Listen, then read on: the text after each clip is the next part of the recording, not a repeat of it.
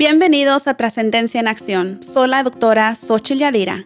En este podcast exploraremos el proceso activo de ir más allá de nuestras limitaciones personales, sociales y profesionales para alcanzar un nivel superior de comprensión y existencia. Únete a nosotros mientras discutimos estrategias y compartimos historias inspiradoras que muestran cómo la trascendencia se manifiesta en acciones concretas, llevando a un cambio real y significativo. Descubre cómo puedes trascender tus límites y vivir una vida llena de propósito y realización. Las opiniones expresadas por los invitados en este podcast son propias y no representan necesariamente la opinión de la doctora Xochitl Yadira ni de Trascendencia en Acción. Welcome to Trascendencia en Acción. I'm Dr. Xochitl Yadira. In this podcast, we explore the active process of going beyond our personal, social, and professional limitations to reach a higher level of understanding and existence. Join us as we discuss strategies and share inspiring stories that demonstrate how transcendence manifests in concrete actions, leading to real and significant changes. Discover how you can transcend your limits and live a life full of purpose and fulfillment. The opinions expressed by the guests on this podcast are their own and do not necessarily represent the views of Dr. Xochitl Yadira or Trascendencia en Acción. Hola, hola. Welcome to Trascendencia en Acción. As promised in a few episodes ago, this time around, we're going to change things up a little bit because I want to make sure that our audience takes the most of what we're going to be calling in 4-season episodes, in which myself, your host, Doctora Xochitl Yadira, we're going to be honoring throughout May the many layers of motherhood. And in order to do that, we're going to start with kicking off this series that we're calling The Years of Mother, in which I have the honor of hosting and having an awesome guest, my friend Julea. If you didn't see her episode, which showcased a couple months ago, in which she shares a little bit about her story, what this is going to be focused is really on unpacking what the journey of uncovering her roots and everything that has to do with motherhood for her. So with that, we're going to be kicking this off. Episodes are going to be coming out every week, so stay tuned for the publications. But with that, we're going to get started. Julia, are you excited? I am, but also nervous. Yes, this is going to be deep, and we're going to dive into some very real stories here. So let me just start by level setting a little bit. And for those that haven't had an opportunity to listen or watch your full episode, what we're going to be going through the journey of Julea, who recently uncovered a life-altering truth. This is about her being a stolen baby that was adopted under very, I don't know what I call it, like difficult circumstances. And in this 4-part series, we're going to be talking each episode on a different part of the journey that you embarked. So we're going to start on this very first episode uncovering a little bit about what that was for you, even realizing and growing and learning about you being an adopted baby, first of all, and then finding out about the fact that you were not just an adopted baby, but a stolen adopted baby. So again, this is a story not just of loss that you've had to endure, but obviously a lot of healing and reclaiming what was taken from you, which is your roots in your history. So again, this is rooted in truth. And again, it's called The Years of Mother. So with that, we're going to get started. Let's talk a little bit about the journey of when you first found out, and how did you address finding out this truth for you? Yeah, it was. So like I told you, I've been in wonky going on 4 years now, but I would have to say it was within that first year of being here. So within 3 years, it was an afternoon, get home from work and I go scrolling, and all of a sudden I see my sorority sister tags me in a Facebook post about an ABC news special on a firefighter getting reunited with his family and being told he was a stolen baby. Wow. and she tags me in the post and says, Julia, I know, she knew my story from going to college together and being my sorority sister, that I was adopted. And so she went back and tagged me and was like, hey, you should look this up. So I listened to the story, I watched, and I gotta hug the mic. So basically listened to the story and was like, oh my God, like hearing that they found out that they did DNA, and they were able to work with some groups on getting them reunited. And at the time, the nonprofit group was called Nos Buscamos. And they had on their site that, hey, go ahead, and if you think you are an adopted baby with irregular paperwork, submit your case. And so that very night, I submitted all my paperwork. Over the years, I had basically collected paperwork that wasn't necessarily given to me, but it was more like found. I feel like it was placed in certain areas throughout my life in different houses, because growing up, we lived in various different houses, and I found like different aspects of paperwork throughout my time of growing up. So it was like, okay, now I have all this paperwork. It's irregular paperwork. Let me submit it. And I submitted it. And the very next day, I got contacted by the Nos Buscamos team. And they were like, hey, we believe you're an irregular adoption. These are the journeys you can go through, but understand, like, you going down this journey is going to unpack a lot of stuff.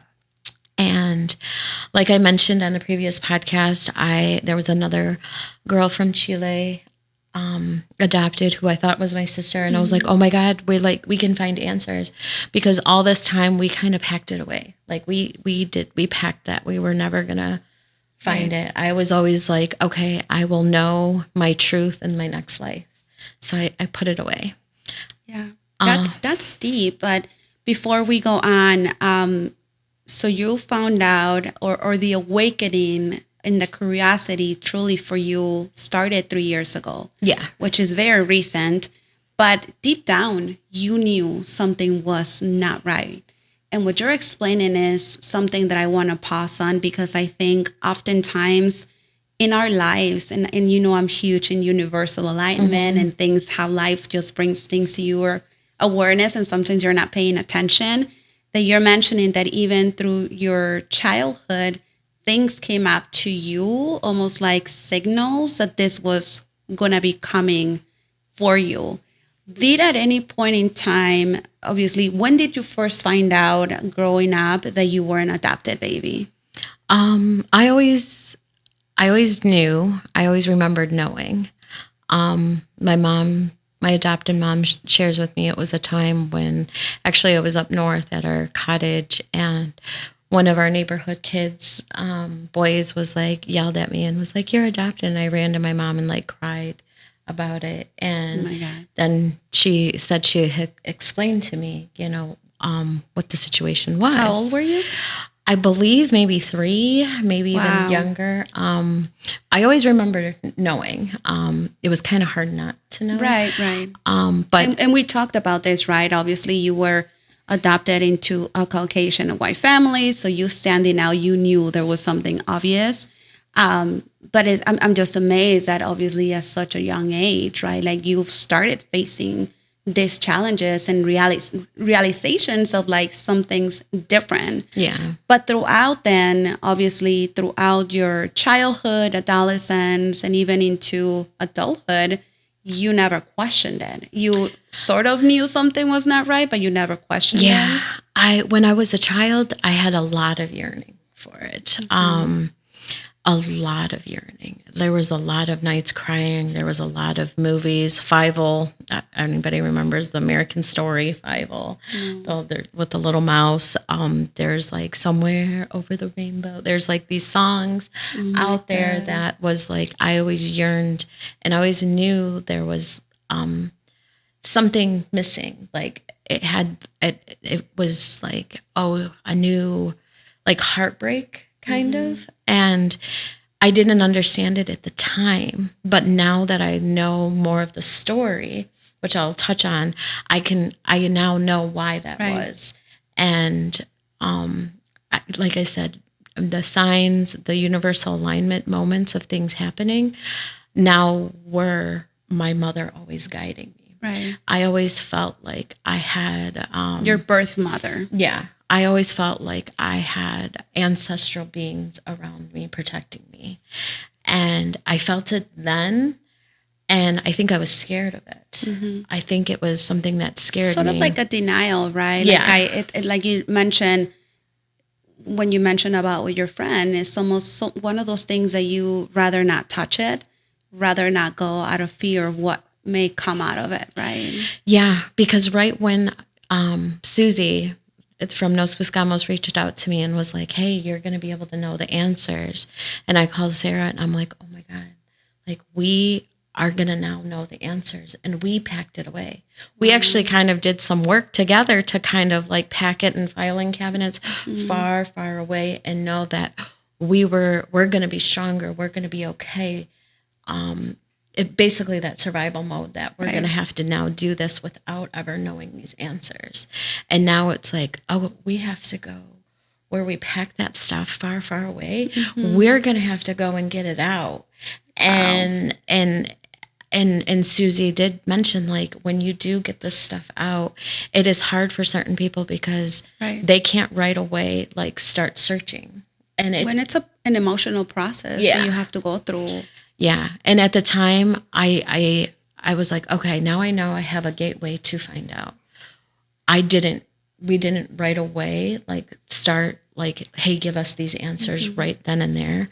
It was like, okay, I have to go figure out how am I going to address this? Because I knew taking this back to my adopted family, I knew having these conversations with certain people, like, it was going to be hard. Right. And it was like, I got to make time for this. Right. And making time for this on top of being in a new city, being a single mom. That's right, because you had just moved from Michigan to here, to Milwaukee. And I was good in my survival mode. I was like top notch, like banging things out when it came to work. The kids were doing what they needed to do in school. It was like I was in all these different ERGs that I was getting help on understanding the landscape of Milwaukee, understanding resources for my kids.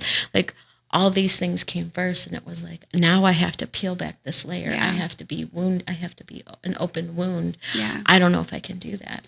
And I like to pause there because I think this is part of why we're doing this. Is not obviously just to share Julia's journey and to help others understand, but it's also part of the healing and the awakening that sometimes happens, that as human beings, we don't pause to process life-changing events. We just go, and we, chug them under a rug, and then eventually they're going to come up. They're going to surface. They're going to hurt in different ways. And so it's important to acknowledge that, for you, it was not just already you coping with such a big life transition of moving to a new city. And like you just mentioned, starting all over, finding your new place, your new belonging, you're, worrying about some mom for your kids as well. How are they adapting? But now you have this new life changing, uncovering, thrown on you that deep down you knew it was kind of like piling up until it came to fruition. But I think it's important to acknowledge that we go through so much emotional luggage that we carry through life, that when all of this merge together, it's so important to pay attention, because these are the moments where I call it transcending moments that can really hinder you or can strengthen you in so many different levels. So thank you for sharing that and acknowledging, and for being so brave and coping through that in such a hard time of your life. Yeah, going back to those universal moments, I knew I charged forward, and I was like, I'm going to just peel a little bit here, and I'll peel a little bit there. But I I knew even just those little peelings were going to create a lot of feelings, and they did. And I kept going, right. And it was catastrophic. There were moments that I acted out of my normal character because I was fighting so much for justice. Right. I think back to conversations I had in my professional setting, because people are like, man, you are fighting so much for justice. Right. And I didn't even know what justice I was fighting for. Right. And I knew at that moment, I finally was like, I got to get myself into therapy. And I finally took the time to get myself into therapy and realized, yeah, I am fighting so much for justice because there's innately, I knew there was injustice being done. I just didn't know at what level. Right. And I was trying to fix out all these other things versus, hey, you basically have to open this gate. You open this gateway, but there's a lot of thorns into the scary forest that you're going to go through. Right. But one tip that I did get was from my aunt, who she's really guided me into understanding my adopted family a little bit more and how they operate and how they thought and stuff like that. And she finally said to me, she's like, because I had a project too. I had to go outside. I had to go in my backyard and get my backyard together. And she's like, I'm going to give you the biggest tip ever in life. And you know what? And whenever you have a hard time with things, you need to go outside and internally, and you need to hoe your garden. Hoe your garden and rip away the weeds, rip away these things, because you have a beautiful you have all these beautiful things flourishing around you, but at the same time there's these things that it grew, it died, but that's okay. You get scared to take those things away, but at the end of the day, you can now be in this beautiful garden, because it goes back into a meme that I saw this week is you have to attract, don't chase. And I felt like I was in a point where I was chasing justice, I was chasing these things. At the same time, I'm like, no, I have to clear emotionally myself these things, because in order for me to receive answers and to receive, I have to make sure basically my garden can be welcoming of that. Right. And I had to do that physically and internally. I love that analogy, because when you think about it, I mean, put it into context, right? Literally, when you have a garden and you get all these weeds and, gets infested by bugs and whatnot, and you don't clean it up, you don't leave room for all the new flowers or even to plant new flowers, because you don't have room, but then you're afraid to clean it up. And again, how many times in life we don't take the pause to reflect and be like, let me get rid of the weeds. It's going to be painful, because it's going to require work. It's going to be tiring, because I'm going to be emotionally drained, and sometimes I will not have capacity for anything else. It's going to be exhausting after I'm done, but at the end of the day, it's like I always say, or the saying, no pain, no gain, but also you will never get to see the profits of your investments, whether they're emotional or financial, unless you're putting the work. Right. So that was profound. Going a little bit, going through this and the realization and acknowledging that, gosh, this is going to be hard, and I have to start unpeeling and unpacking every single thing this means. How was that initial unpacking when it came to confronting the truth and having these conversations with your adopted family? It was hard. I did have a really good moment with my adopted mother, because I think that was the hardest aspect, because I wanted to respect her wanting children, and not nobody seeing the fruits of their labor. Right. And I get that as a mother myself. Right. And I knew I had to go back and have this conversation and say, I honor you. I love you. I love so much, even though, yes, there were heavy and dark times with us. based on how she raised and things. Right. But I knew then, and I had moments with her, and I basically sat down with her in our favorite spot at our home where we go in the backyard and drink coffee, and was like, I have this opportunity to do these things. I have the opportunity to have these answers. And at the same time, she's now being hit with getting older and having degenerative health issues herself. And it was a nice moment of clarity, I think, for both of us. And I would say we had a really good 6 months of, okay, I don't blame you.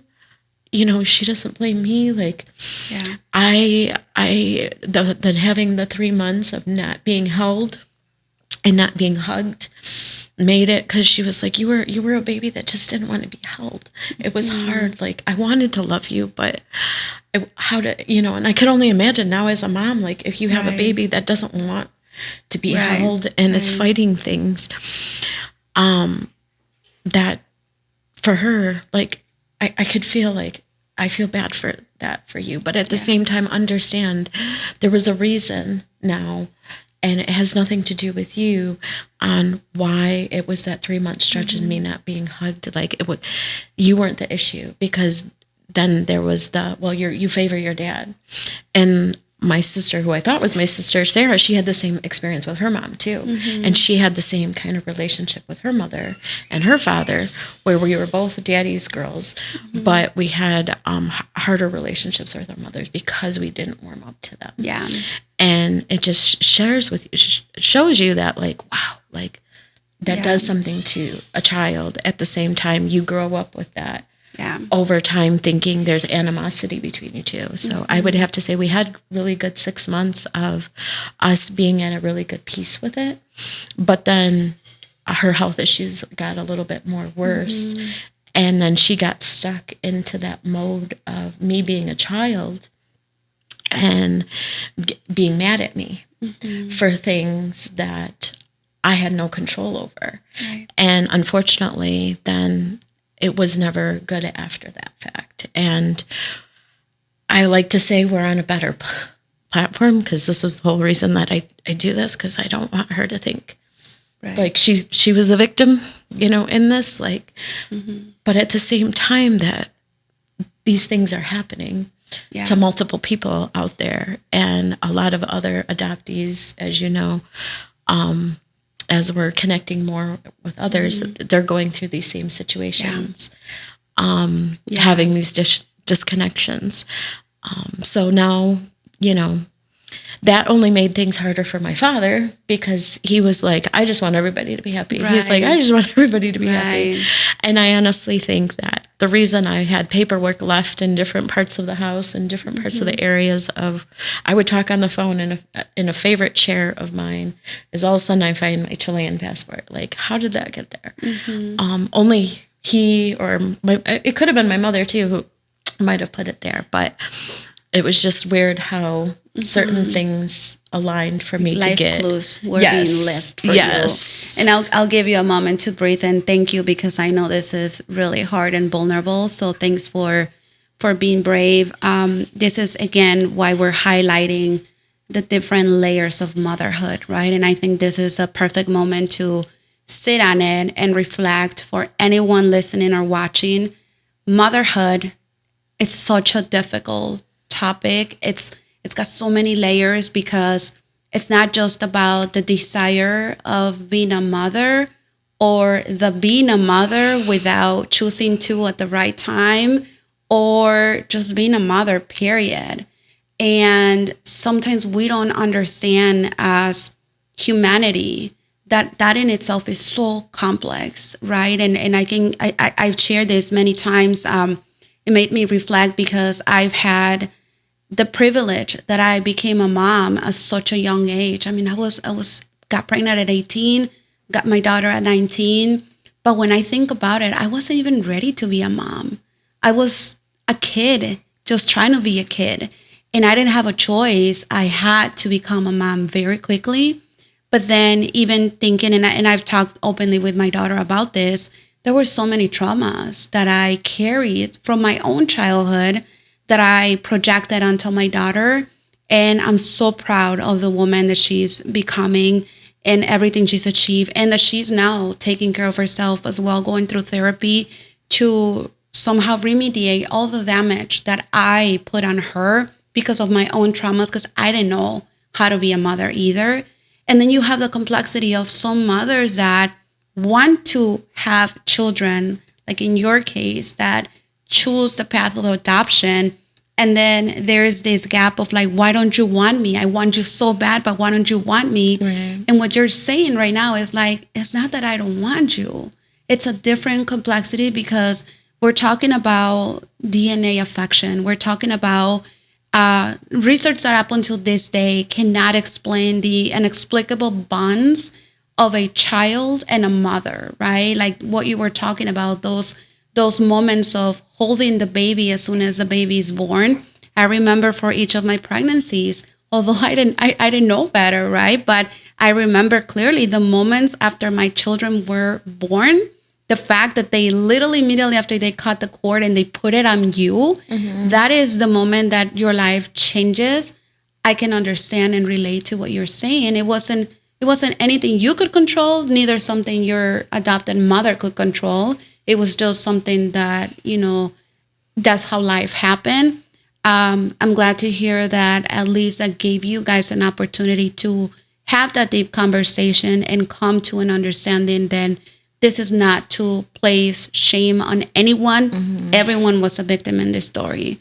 Yeah. So let's pivot a little bit about, you had that conversation. Obviously, that created a little bit of uncomfortable situations, obviously, for your adopted father, because I'm assuming at this point, this is, I'm gonna put an example of like, do I support my daughter? Do I support my wife? I just want you guys to get along. How has that been for you now, coping through that as you're uncovering and going back into discovering your roots?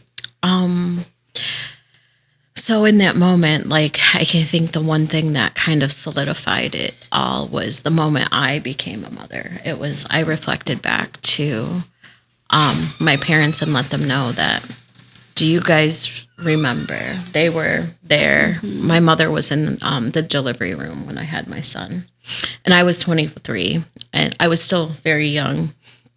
I'm like, wow. I'm like, yeah, like you said, not being ready, but being 23. And I said to them both, like, could you imagine if, because when I gave birth right away, of course, he got put on my stomach, on my chest, and I held him, and I remember them like bathing him and starting to, and then I remember the moment my mom and my son, like my mom came over and my son grabbed her finger, and like he held on to her finger, and I remember that bond, and like their bond is so strong, like so strong.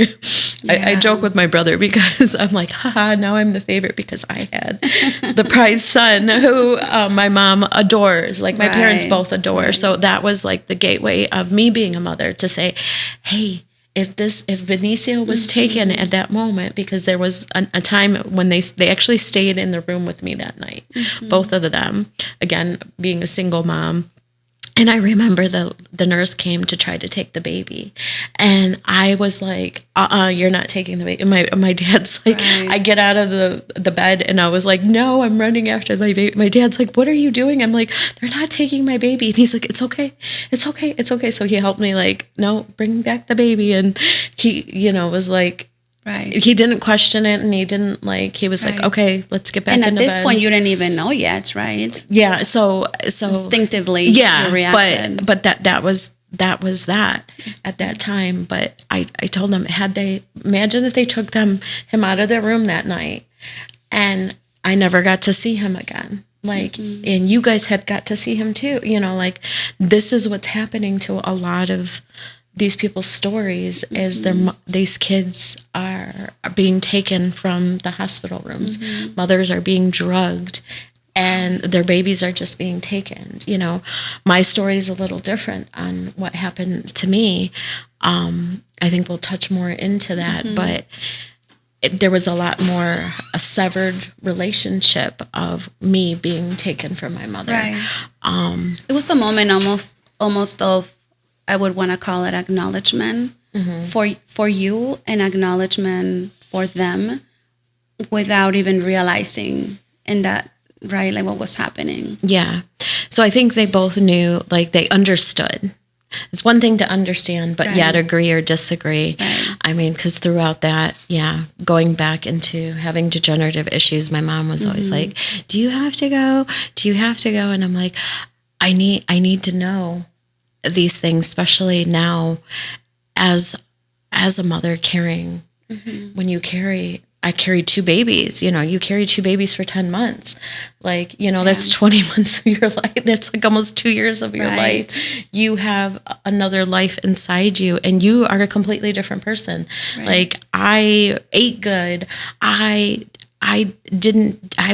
made sure I didn't eat too much sugar. I made sure I didn't have any coffee. I was very particular when I was pregnant with my kids. I lived my best life. I tell my kids, you guys are so healthy, because I was so very careful. I cared so much, because I'm like, if I don't do the right thing with you guys now, like spiritually, that's going to come back to me if I don't. Right. So I'm going to, no coffee. Like I am not going to eat as much sugar, all these things. But yeah, that was the final like breaking point connection back to my family that, hey, this is what we have to do. So was your adopted mother the first one you had this conversation with? Was there other people that you... Besides my sister and talking to some other just friends, like, hey, I want to... It's been hard to share with others, because really there's nobody, until I met with other adoptees with Connecting Roots, like there's really nobody else who can understand your situation, because they're like, everybody's like, oh, I have a parent, I have a parent, or I had a parent at one time. There's not a lot of people you meet that don't have their parents at all and have no connection to And we've talked about this too. I mean, we live in a cruel society that the judgment is going to be casted on you no matter what. And then there's going to be the assumptions of like, what do you mean? At least you had a family, or you have the best of both worlds. Why are you questioning? And like, I can only imagine the plethora of things coming at you. And I mean, why would you even want to open up and share in such a vulnerable topic? And I want to emphasize once again and clarify, this isn't about pity. This isn't about shameful. This isn't about victimization or validation. This is awareness. And I do want to do, I should charge them for this shout out, but I'm hooked up on this series in Netflix called Blacklist. And I've been watching all the episodes, but there was one episode 13 of season 1. For those that have Netflix and want to go check it out, this is a real story where they literally talk about how rings of criminals are operating and stealing everything you've mentioned, drugging women, stealing their babies, going into hospitals. I mean, this is no taboo. We hear about it a lot more frequently in Latin America countries. And I can tell you, when I had my second child, I was fortunate that my sister-in-law and my brother-in-law came to be with me while I was giving birth. And I remember, I don't know why I had so much anxiety. I had so much anxiety that I remember clearly, I didn't want them to take the baby. I didn't want them to separate him from me. And I remember I told my sister-in-law she literally chased them down the hallway and make sure that she was keeping an eye on him. So this is real things that are happening even in today's modern times. This is for awareness that we are not, exempt for some of these challenges to happen. This is just bringing light to a true story of what happened to you, and then going through the journey of uncovering what that was like. Right. There's that element of when me first finding out like this happened and why did it happen, right? It's around the whole dictatorship, the Project Z, which is very parallel to what is Project 2025. And you see all the things unfolding, and we're going to now take away rights. We're going to take women's access away. We don't want women to vote. But we want women to produce. People are like, well, they want us to have babies. And I just saw this the other day, and they're like, well, why do they want us to have babies? And I'm like, because they could steal your babies and sell them. And look at me. Right. Here I am. I'm a product of it. This is probably why what is happening right now is so they can make money, because you can produce more, and why do it in the US? Yeah. Well, we need more US. We need to increase our population. There's the scarcity of different races not are being taken over, but the thing is that, like, there has to be better ways, than going through these actions. And if you look back through history, this is very common, and that's the unfortunate thing, is it's not so much just these drug rings. Yeah. These are ran by churches. Right. These are ran by, like, we worked with Catholic social services and Lutheran social services. I mean, majority of when I talked to my we call it adoptee pod or adoption pod, there's like, between two groups, I think there's like 300 of us across the globe, and some way, somehow, it's connected through churches, it's connected through governments, political regimes, not just so much these so-called circles, but you learn about what we call the colonia dignidad, of how after World War II, Germany went into Chile and started that infiltration aspect of that to build that in, to say, okay, now we are going to produce children that do not think with these, like, take education away. Let's enslave people. Let's shackle people and utilize people for our own demonic purposes, and that's the sad part of it, because it makes situations like this, going back to what you were saying, where, well, people should support you on this journey. Many people were saying to me, well, you come from a prominent family. You had all these great things. And what I have learned is, regardless if you have money or don't have money, everybody has mental health issues. Everybody has some kind of hidden secrets. Some people have things. Abuse happens in every social economic status. So it has nothing to do. So for the fact that people say that you had food and water, and you had clothes and these things, you were privileged. Yeah. People don't understand the underlying aspects of those things. And like you said, that was one of the most awakening things that I have realized, is I don't look at people the same no more, because you never know what they could be hurting with. Because at the end of the day, that's what matters the most when you're connecting with those people, is what they are excited the most about in life, and at the same time, what are they most fearful of? Yeah. And a lot of times, our biggest fear, I think, for all of us, when we talk about motherhood, is being a good mom. Right. And we're the hardest with ourselves, right? And there's so many things and layers that come with, again, casting judgment in ourselves. And am I doing a good enough job? Am I taking care of my children? Am I passing on the good stuff to my children?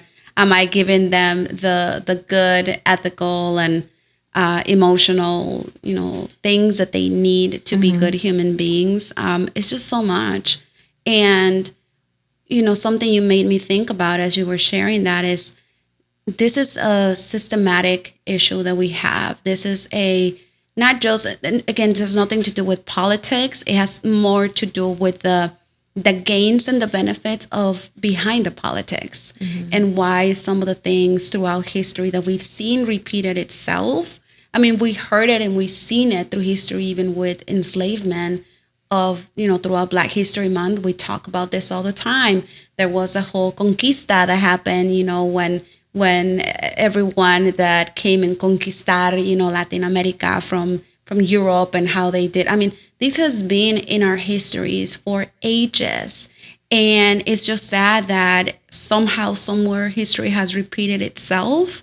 We just twisted in a very different way. We've used the mechanisms of corruption and the ability to duplicate and falsify documents to make it seem okay, when deep down we know it's not. And I think the biggest challenge that it's even scarier is like now we talk about it because we're both women in tech and we are very close to AI, artificial intelligence.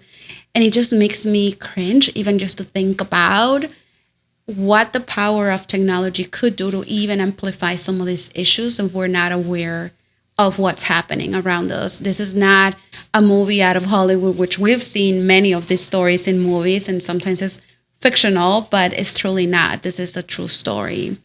What were some of the emotions that Julea felt at that time going through?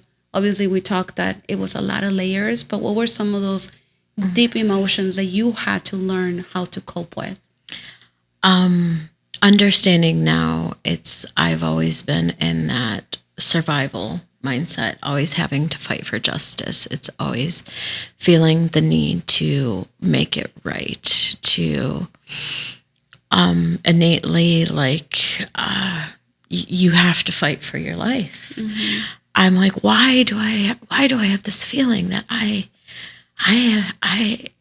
had to fight for my life? And then knowing what I know now, I'm like, I was fighting for my life in my mother's womb because she was fighting not only for her life, she was fighting for mine. Right. And like, I felt that. Like, I've always had that. And now I'm like, oh, this is why. Yeah. This is why.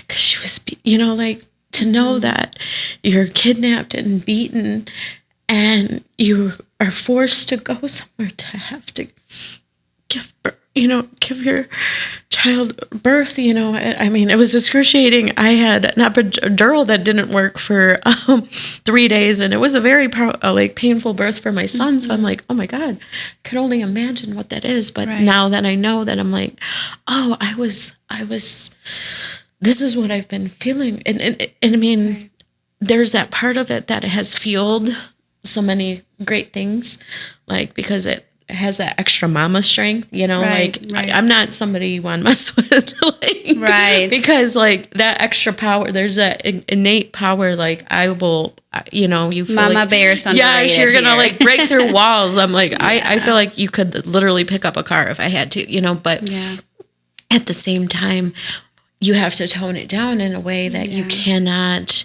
come off to people in those ways, because yes, I was seeing situations wrong, people in workplaces, in situations with my kids in other places, and I would come off so abrasive, and everybody's like, man, like, why are you so abrasive? And I'm just like, your unconsciousness was that fighter in you. I'm like, oh, I am. Okay.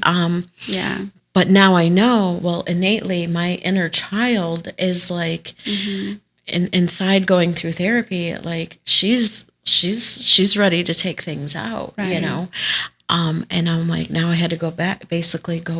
And I, looking back to J-Lo doing her movie and going back to her inner child and basically hugging her child, it made me like realize, like, oh my God, I have to. I think of how I felt as a child, and now that I know that my mom died years later after not only giving birth to me and being tortured, that she died when I was young, and that when I started getting that rush of feelings and having all, and it wasn't hormones, because at that time I was too young to go through all these hormones. It was, I feel like I felt that spiritual aspect of her going through the torture. I felt like I felt the aspect of when she died, because now I know the day she died, on top of, oh, this is why all these things were happening to me as a child at the same time, which then caused me probably to act out with my adopted mother, which created the chaos that her and I had, Right. you know, at the same time, because there is so much spiritual connectedness when you do have a child, even though now I know being separated from my mother, but at the same time having my own kids, like, I mean, I was telling you tonight, I knew like something, I already knew, like my son wasn't telling me he was driving on his way home, but I knew to check his thing, and I'm like, oh, yep, he's on his way home. When they talk about motherhood and the sixth sense, this is exactly what we mean. We just know, moms just know. But I want to pause there for a minute, because I know that even just feeling and sensing your energy, I can only imagine the feelings that, you know, came up with the realization and you embarking in this difficult journey. I can tell there was a lot of, and we've talked about this in other episodes, where many of us go through life with that unhealed inner child. Our inner child needs to be held, needs to be told you are okay. It needs to be told by, and I've done this. I've had the privilege of had many healing sessions. And I would say over my years of therapy that I've had, the most powerful healing session I had was when, and I've mentioned it many times, my therapist, Monica Venegas, who's amazing, she's from Mexico, had me confront one of those found memories that I had told myself, hide it. I never want to remember ever again, because it was the most traumatic event I lived in my entire life. And she had me confront it. And she had me in silence, close my eyes and think about that moment, what I was wearing, what I was feeling. I remember my husband walked in the room and I was just crying my guts out of how much anger I had and how much feelings and guilt. But it was a moment that I needed to do and go back and confront that inner child and look at her as me, as a grown woman, and say, I am so sorry for everything you went through. I am so sorry that, you know, you went through everything you went through. You're not alone. I'm here for you now. We're stronger together. This is where we get emotional, right? Because it's something we don't often do. And we carry all that guilt and that trauma through life. And then we pass it on through our kids. And so when we talk about motherhood, it isn't just about our motherhood for those of us that are privileged to be mothers. It's about also the mothers that came before you. Your own parents, your whether adopted or birth parents, your grandparents, your whole lineage that we talk about all the time. It's so important to pause and reflect on that. Were you angry, Julia? Yeah. I can't say I'm not still angry now that I know more of everything around it all. You know, I mean, I even contemplated even like coming tonight and sharing this because I'm still angry. Yeah. And it's an open wound. Yeah. But I feel like it needs to be said.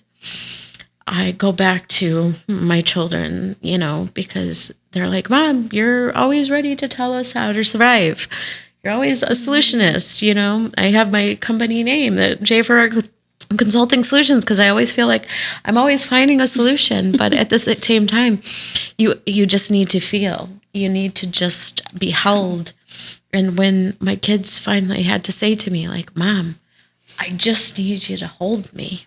Mm-hmm. And then I realized, like, I don't know how to do that. Right. And the fact that that was taken from me, that not only was it taken from me, it was taken from my mom to do that for me. And I was like, gonna not ever find her answer. Yeah. And she's with me. She's always been with me. And the fact that she's had to be with me this whole time, and I've like been at this point where I'm like, nope, I'm not gonna find out about you. Yeah. And she has to stand there next to me and know that. Like, it makes me so mad that I'm like, I'm so sorry. Because not only do you have to go through that hurt in your physical life, like, I'm causing you that hurt now. But now it's like, no, now you know. Right. And it's okay. Give yourself the grace that you acknowledge it all, you know. And but at the same time, it's like, my parents are getting older. Right. They're going through their health issues themselves, and I know they're having a hard time with me sharing this. So it's like, how do you do this in a way that you're like, I'm not trying to upset you, but at the same time, I feel like this needs to be said so, people like understand and also forgive you, and that you know that I forgive you. Right. And that it's okay, you didn't know, so it's just managing all these things, but going through therapy, like if you're doing things with good, pure intent, and you're helping others. And honestly, with it being her birthday week, and we're now going to have her trial at the end of the month, being able to connect to Sade, who unfortunately was murdered and dismembered, but I have learned through like helping find her remains and helping her family and helping her mom, like knowing when her mom can't be out there, I'm gonna help be out there, because she always made sure my son was good with me. Not until then did I realize like how much more important it was. Like that was a fire that lit for me, that I have to do this now. Because once I was good on, hey, we can find all the remains and stuff like that, I was on, I have to go find my mom. Yeah. That was the moment that I was like, okay, submit the DNA. Let's submit all these things, because I kind of dragged on it, knowing I could go through this gateway. Yeah. And I was preparing myself therapeutically. But now it was like, until then, I was like, no. Yeah. Because right after, while I was doing searches and stuff with Sade, there would be moments that I would go back in the car, I'd go back with other searchers, and certain songs would come on, certain things, like Sade was letting us know that she is with us. And I was like, my God, this is my, if my mother is dead, or if there's other people who are dead, like they're with me too, and I have to go. Yeah. And that's what made the trip even so much more beautiful. And I was just sharing with Sheena, her mother, for her birthday, like Sade was with me. Sade helped guide me. Like now they're together, and like now that they're together and we're going through her trial and all these things are coming out, I'm like, I have now realized, like, once you honor your sacred, they will show up for you. They will. They will move mountains and they will move things for you. And so the more that I honor that, and everyone, it goes into too, like, I always say the years of mothers, because not only, finding out about my adopted mother, getting reconnected with my adopted mother on the adoption issue, my biological mother, you have mothers who come into your life who guide you. I always say I have like 5 moms. I'm now having to look after the mother-in-law I never married into, and helping her, and she helps me, and we have a beautiful relationship to then what I call my second mom, my best friend's mom, which is actually, she's the one who taught me how to be a mom, like a single mom. Right. She was like the first mom, like, here's the things, there were things, direct things she would share with me, and then indirect things. But like I mentioned to you, like a year ago, she died of a brain tumor. We only knew about it for like 3 or 4 months of her having a brain tumor, to then dying, so then to having to go back home and like look after her and make sure she lived out her best days, like eating the best foods and doing all the best things that she could do physically at the time, and having those moments with her, because she was so scared as a mom.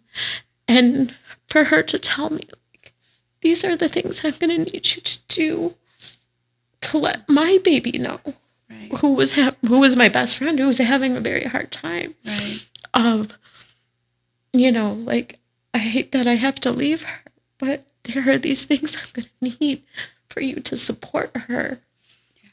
Because it's like, it goes back to, like, you have these people who mother you, but at the end of as the end of days go, you then have to kind of mother them. Yeah. and I'm now, it's like that whole full circle. Yeah. I'm in this situation with my adopted mom who's aging, and, how do I help her, from a distance? How do I help Priscilla, who's the mother-in-law I never married into, and then being able to be there for Wendy, and give her what I could at that time. That's why I say this is the years of the mothers, because they have all honored me. But so Wendy's another sacred that I feel like was with me on this journey of finding things out. So when I share more of how that journey went, everybody be like, wow, power went out, all these universal alignment things happening. And I'm like, yeah, it's because all of these women are there who, even though Sade wasn't a mother, she was like it's a guiding light. Yeah, she was such a guiding light for everybody in her life, but so much so with my son. Like, I'm so thankful for what they gave to each other, because she knew as a mom, I'm going to make sure your son knows, like, where your son is at all the time, because she would call me and be like, we're out doing this. Right.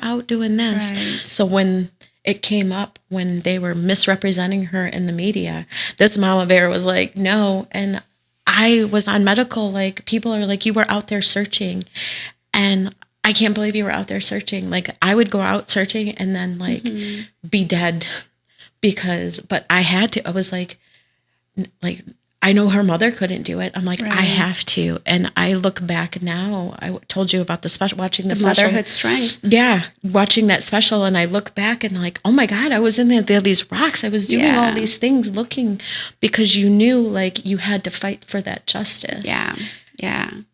And we're going to come back, obviously. Again, this was like the first episode of, even uncovering what it was for you to go through that first uncovering. I want to thank you from the bottom of my heart. I know this is not an easy conversation. I know it's super vulnerable, so I appreciate you. For our audience, I want you to know this isn't just Julia's story. This is everyone that's involved. Her mother, her adopted family, yourself, your birth mother, your family that you're reuniting with now and uncovering. Everyone were victims of the situation. And what I like to leave you with is that truth is painful. Truth is really painful, but it's necessary to really get you back at the roots of who you really are, to really understand why you are the way you are, and everything that you talked about, all the emotions, all that guilt and anger and frustration and confusedness and everything that came with it has a meaning now and it's making sense. So again, this was about really talking and uncovering the truth and going back to your roots. So don't miss it. Don't listen to the whole series, because this is gonna get it's gonna get very interesting as we dive into episode 2, which is gonna be called Searching for Your Bloodline, and we're gonna go a little bit more into the journey that you embark and connecting with other organizations, went back to Chile, and the search for the truth of your root family. So thank you, Julia. We're gonna pause for now, and then we'll come back to the next episode. So stay tuned, and we'll be back soon. We'll see you soon. Thank you.